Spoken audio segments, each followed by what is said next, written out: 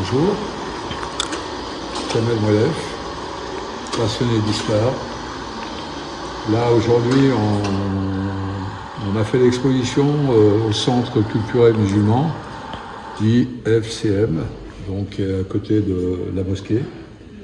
Et on a, je dirais, séduit vraiment des gens, parce que c'est vrai quand on parle de la résistance, on parle toujours de Jean Moulin, on parle de Jean Lévy, on parle de Célestino, mais on ne parle jamais de Maghrébins. Et là, j'ai voulu démontrer que les Maghrébins ont participé aussi à la libération, pas tant que tirailleurs, mais en tant que résistants. Et là, on a deux portraits.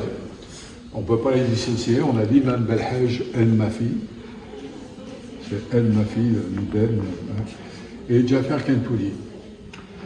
Jafar Kentoudi, là, si un jour vous faites un tour au patrimoine à Montluc, il y a un portrait de lui, hein, donc il travaillait comme il était bachelier, il était l'interprète des Allemands, donc ça lui permettait d'avoir un accès sur les documents, et à la demande de l'imam Ben Mafi, il faisait des faux papiers, notamment pour la communauté juive de Lyon. J'ai un document du ministre de l'Intérieur de 1946 qui confirme que l'imam Belhaj El Mafi a bien fait des faux papiers au risque de sa vie pour des juifs qui étaient recherchés par la Gestapo. Donc il avait quand même pris un risque. D'après ce que j'ai eu des journalistes qui m'ont appelé, ils l'ont sélectionné pour le mettre au Panthéon. Bon, pourquoi pas, s'il y a une reconnaissance.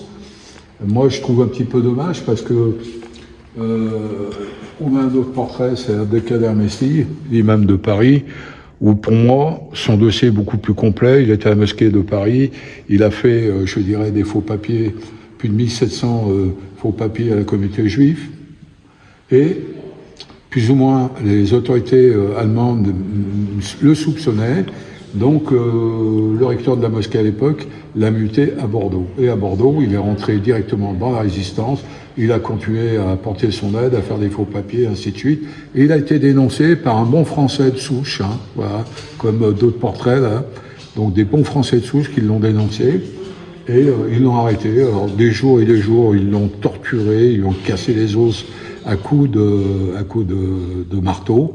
Il n'a pas parlé, il n'a pas donné les noms des familles juives qui a fait des faux papiers, il n'a pas donné le nom de ses copains résistants. Et à la fin, ils l'ont déporté. Ils l'ont déporté, ça s'appelle le train fantôme. On a retrouvé un résistant qui était avec Abdelkader Mesli dans le train. Il nous a expliqué, il buvait les urines. Ça s'appelle le train fantôme, vous pouvez le retrouver sur Internet. Et donc, il a été déporté en Allemagne. Donc, plusieurs camps. Il a fait... le dernier camp, c'était Dachau. Hein, il en avait d'autres. Et il a été libéré. Et vous pouvez venir voir, Ryan, le document, il est sorti, il pesait 30 kilos.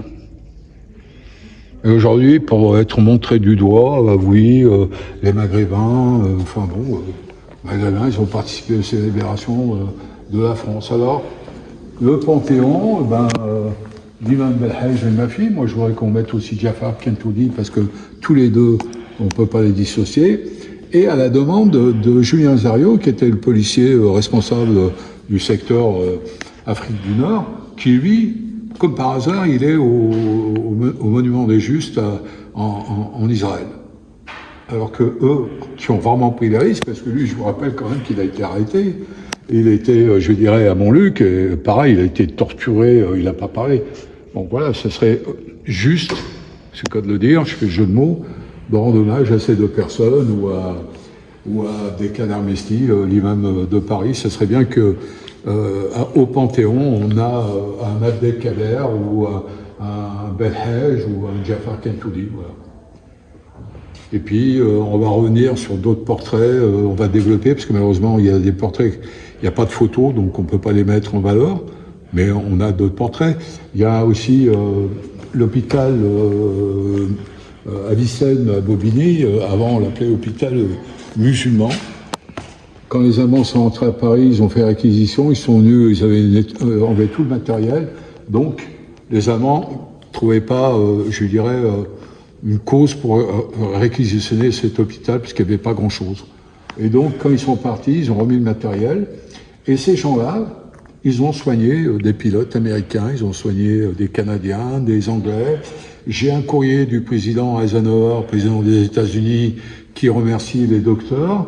J'ai un courrier des pilotes head office américains qui remercie Abdelatif Afa, qui était le gardien de l'hôpital, mais en vérité, il était FTP Moy. C'est lui que la résistance française à Paris appelait. Il venait chercher les parachutistes blessés. Lui, il a la médaille du courage décernée par les États-Unis et remerciement d'un courrier important des Américains. Voilà. Donc, on va essayer de développer tout ça pour dire à certains gens qui aujourd'hui nous contestent, notre présence ici, ben, on mérite, hein, ce que je dis. Il y avait Jean Moulin, il y avait Jean Mohamed, il y avait Jean Alfonso, voilà, hein, c'est pas que des Français. Voilà, merci Ryan.